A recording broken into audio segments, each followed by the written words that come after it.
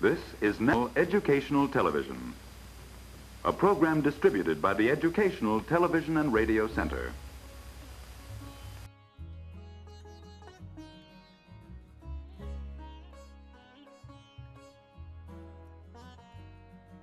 The Religions of Man with Dr. Huston Smith.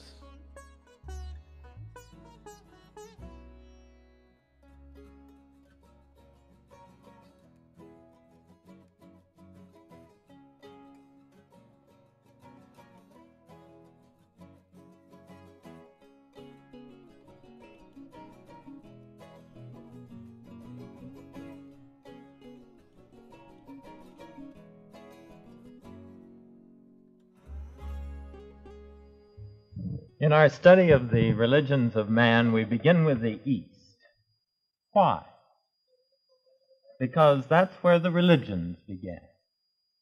It's a very curious thing, but all the great living religions of the world today, even those which by now have migrated over to the West, all of them had their origin in the Orient. Taoism and Confucianism began in China. Buddhism and Hinduism, of course, began in India. Islam began in Arabia. And even our own religions, Judaism and Christianity, began in Palestine, the Near East. So that's why in this course we begin with the East. The East is a long way off. I know, of course, that we can get there very easily now. We can get there very quickly. But it's still a long way. It really is a different world. I've lived there half my life, and I've seen some very strange things, some things which still continue to haunt me when I wake up in the middle of the night, some things which I still haven't been able to figure out quite how they add together, or how people would see these things in order to make sense of them. On top of all that, we've got some strange ideas ourselves about the East, and that doesn't help either. On the one hand, there are some people who still regard the East with a kind of contempt. They are the backward peoples of the world. They are almost barbarians still. At least only semi-civilized, in Kipling's phrase, clothed in a twisted rag in front and arf of that behind. Yes, there are plenty of people in the West who still regard the East with a kind of contempt. And then at the opposite extreme, there are Westerners who regard the East with a kind of stony gaze, of fascination and awe. These are the people who always see the East as somehow mysterious and strange and occult, fantastic, even fabulous. They're the ones that assume that in insects, in the East, the insects must be larger than they are here. The rivers must be wider. And when it rains in the East, it must really rain. That kind of person who can't look to the East without assuming some sort of exotic or fabulous quality. Well, we have a difficult job this evening, trying to pierce through some of these misconceptions and trying to understand that which, it's true, does have a kind of intrinsic difference from our own perspective. We're going to have to work a little in order to take this journey into the minds and spirits of a people who have been separated from us through the centuries by the distances of space. Let me give you just one example of the problem that the West has in understanding the East. This is a kind of trivial example, and yet I think it may point to something that we have to face. The British, when they went into India, for example, when they went into India, they noticed that some of the things about the religious art, the architecture, the sculpture, and the literature itself seemed to them, from their point of view, as quite indecent, really obscene from their Victorian perspective. And so what did they do? Well, they slapped on in their colonial code, postal code, the provision which they had in their own country, namely, read, no obscene literature may be sent through the mail. And yet somehow things didn't go right. It didn't seem quite right. In time they realized that the categories of decent and indecent, which were meaningful in their own country, somehow weren't applying here. These people looked on this material in really a very different sense. It really wasn't indecent at all. Their attitude was predecent. The categories which held so fast in England, Victorian England, somehow didn't fit at all in this different climate. And eventually they came to see this to the point that they didn't rescind, but they modified their provision. And as I understand it, the British colonial postal code still reads today, no obscene literature may be sent through the mail, parenthesis, unless it be religious, parenthesis closed. Well, this perhaps may indicate to you something of the kind of problem which one people may have in understanding another. Well, let's not have the impression that everything we find in the East is going to be different. You're going to find some old friends, too, in these ideas. You're going to find some things that ring true and echo. They'll sound like things you've heard before. Echoes, perhaps, of the Psalms, echoes of the New Testament. You will find, for example, Confucius saying, do not do unto other people what you don't want them to do to you, which, of course, is just another way of saying our own golden rule. You'll find, for example, a parallel when Christ said, love your enemies. We will find in the Dhammapada of the Buddhist literature a comparable phrase where it says, he robbed me, he beat me, he abused me.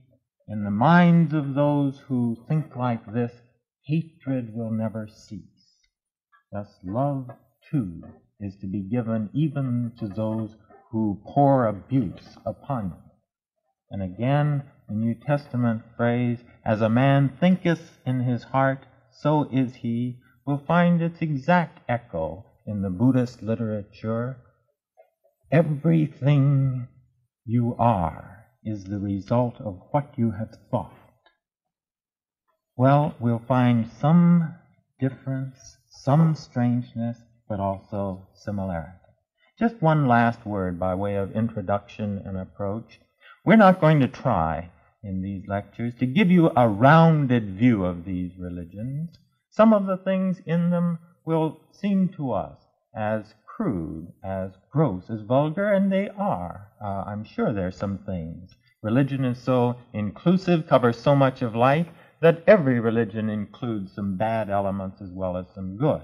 Those who were studying Christianity, if they were coming from abroad, could find Christianity down in the Ozarks associated with snake worship, with poisonous snakes wrapped around the necks of the devotees. They could bring that in as a part of Christianity if they wanted to. No, just as a music teacher giving a history of music doesn't bother to go into all the bad music which has been written down through the ages. Similarly, I don't see that it's our job to bring out all the bad and the low. No, our time is limited, and I want to center with you on that which is best, just as an art teacher reviewing the ages will also lift out for consideration that which is best. Now, let's go to our first religion. Let's go to India. I've spoken of why we should go to the East, but why India? Well, you have to start somewhere, that's one reason. But there's another reason for beginning with India. It's probably the oldest of the great historical religions. Some of the things which are meaningful in the lives of millions of Hindus today go back, well, between 4,000 and 5,000 years. They've been dug up in excavations and dated that far back. That's a terribly long time as far as human history goes. This is the time of comparable to the time of the Egyptians and the Babylonians, the Mesopotamian religions. Those too were mighty religions in their own day, but they've gone, leaving us nothing but the pyramids and a few other artifacts. But this religion, which in part was contemporary with those, this religion has endured and animates and motivates the lives of countless millions in our world today.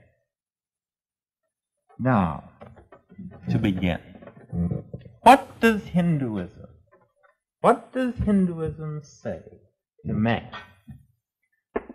Well, if I had to take the vast literature of Hinduism, all the rituals, the rites, and boil it down to what strikes me as its central affirmation, I think I would put it this way. Hinduism says to man, you can have what you want. You can have what you want. Well, that sounds very good, but it immediately suggests the next question. What do you want? Now, this one's not quite so easy. It's very easy to give a simple answer. It turns out to be very difficult to give a good answer. And the reason, of course, is that people want different things. What do they want? Well, I suppose most people want four things. They want pleasure,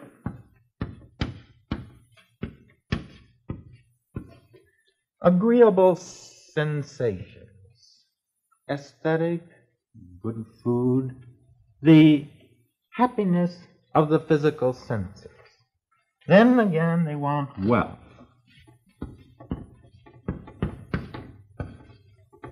I heard someone say the other day, they said, happiness isn't everything. After all, it can't buy money, can it? Well, this indicates in a very telling way how important many people think wealth is. But there's something else. Fame.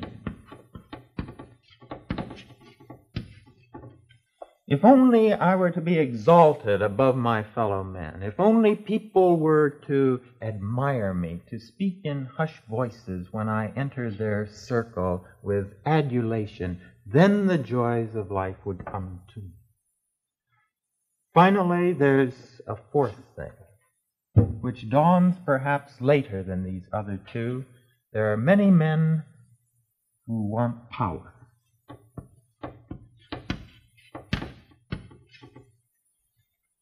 These four things the Hindus speak of as the worldly desires, because these are the desires of most people in the world as far as one observes their actions.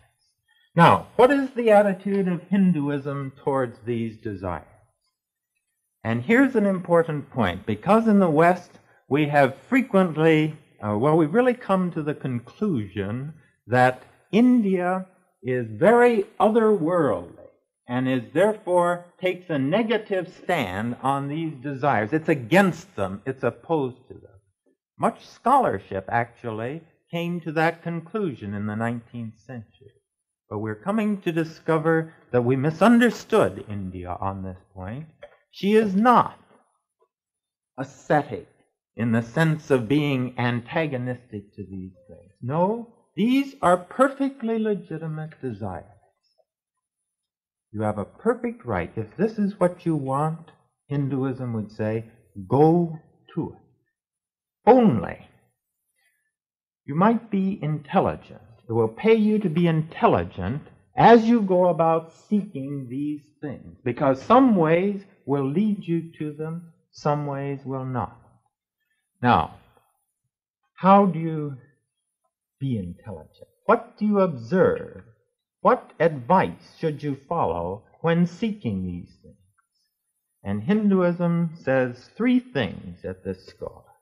First of all, it says, don't hurt other people as you go after these things.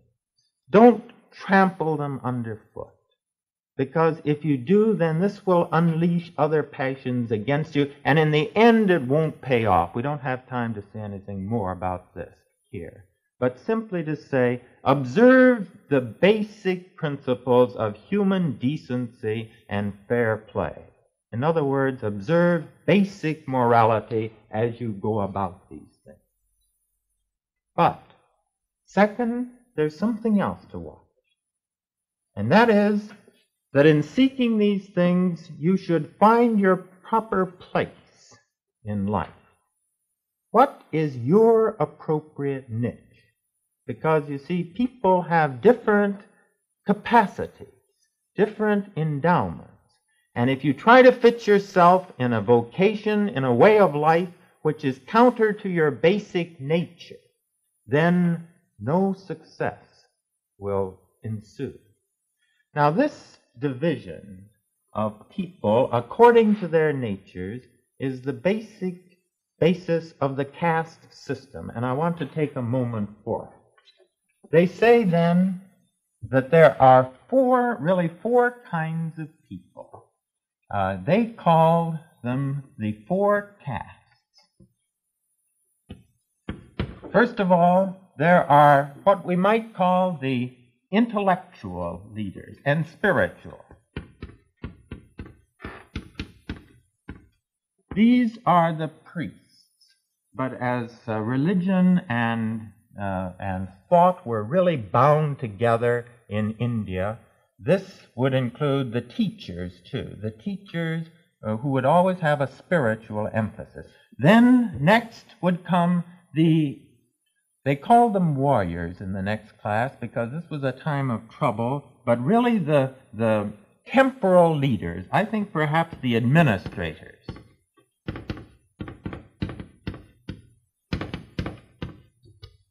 And then there were the artisans, or the merchants, those who were economically very productive, and finally there were the laborers.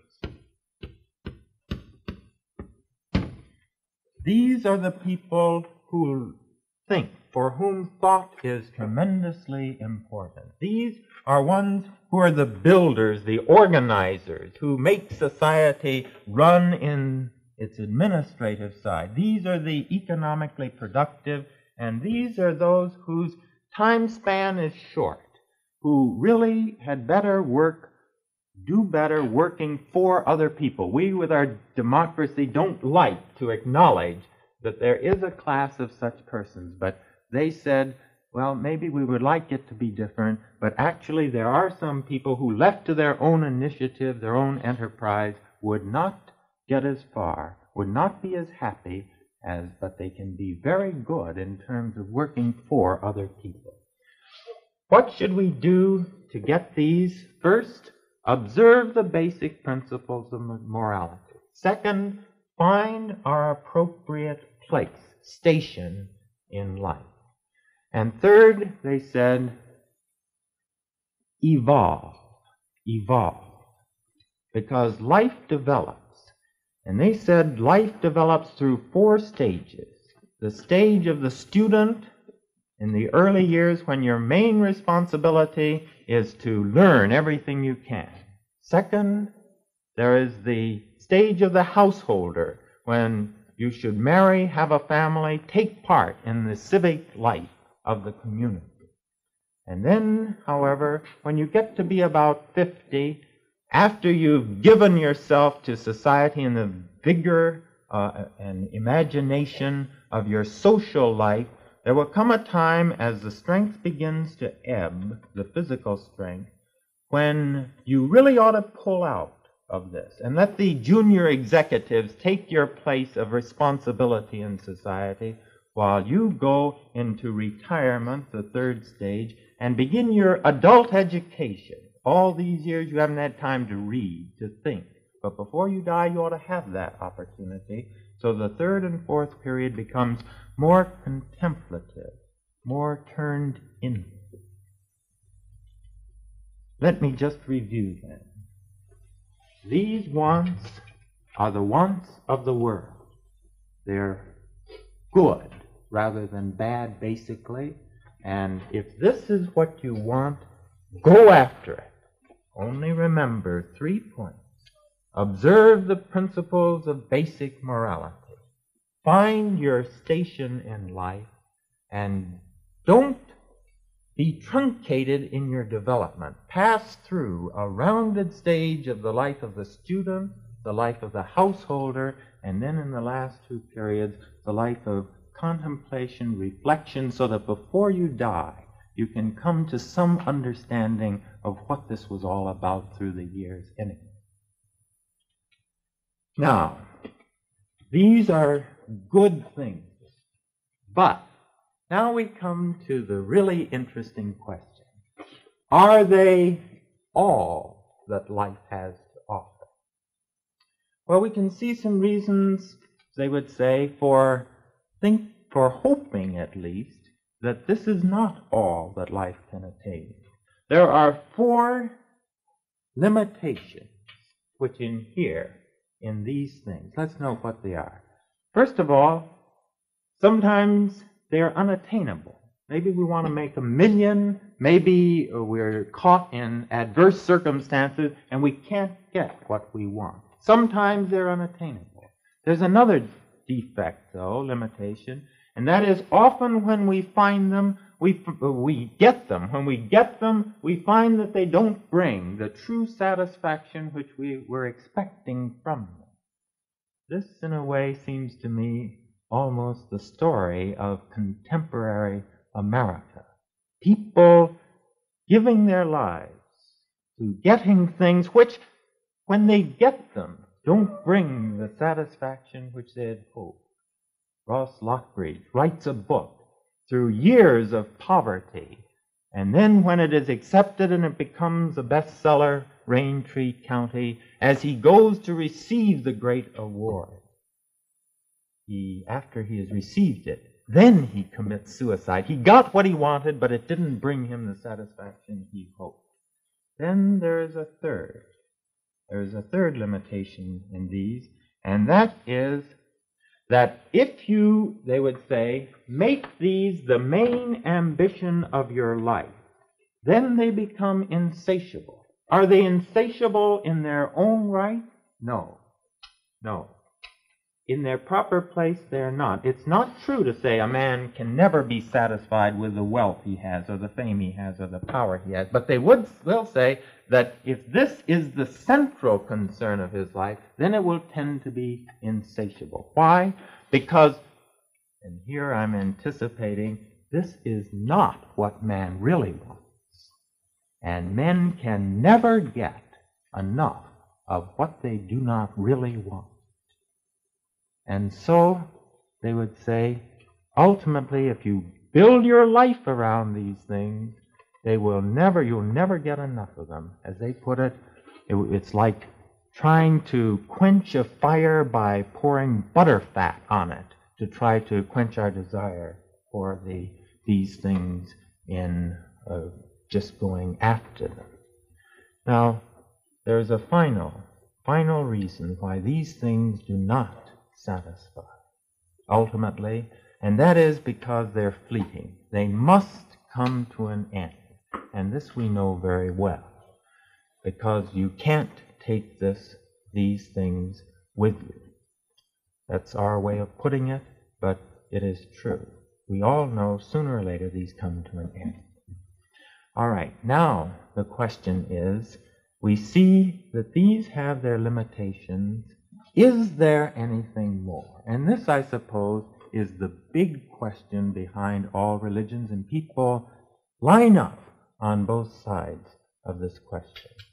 Some of them will say, no, I wish it were true. Hemingway would say, I wish it were true, but it's not. Tolstoy would say, yes, it is true. But in any event, the Hindus will say, there will come a time when these things will lose their charm. They're like toys which satisfy people in certain stages of their development, but there comes a time when they will not satisfy the longings of the human heart. Now, when that time comes, one will say, as Huxley said on one occasion, there comes a time when one asks, even of Shakespeare, even of Beethoven, is this all? Now, in our closing moments, turn with me to this symbol. This is a symbol for Om, is what it's called. We're going to be saying more about this symbol as time goes on. Behind, in the background, is a solid color. It looks like black, but it's not really in the original. It's dark green. Black symbolizes nothingness. This, however, dark green, symbolizes utter being, complete being. The rays that go out here symbolize utter consciousness, not thinking about one or two things, but pure consciousness, undivided by objects. And this part in here, with its exuberant quality, indicates what is sometimes translated bliss, but better translated the absence of all frustration, all sense of futility. What is this? This is the Hindu view of God. God is that which is infinite, and nothing less will satisfy the spirit of man. He is infinite, and you can't really divide infinity, but we can put it this way. He is infinite in existence, pure being, not partial, limited being, but utter being. He is utter awareness, and he is utter joy beyond all sense of limitations, all frustrations, and all possible boredom. This, then, is God, which is the true goal of human life. Now, one last point. We've had to cover it very quickly, and next time we're going to have time to go into how this is achieved. But the last point is that that which is without as God is also within as God. In other words, the utmost essence of the human spirit is divine. And so it is that the Upanishads put this point in their writings. That supreme self is not this, nothing material that you can point to. It is unseizable, for it cannot be seized. It is indestructible, for it cannot be destroyed. It is unattached, for it does not attach itself to anything. It is unbound. It does not tremble. It is not injured. The whole world has that as its soul. That thou art.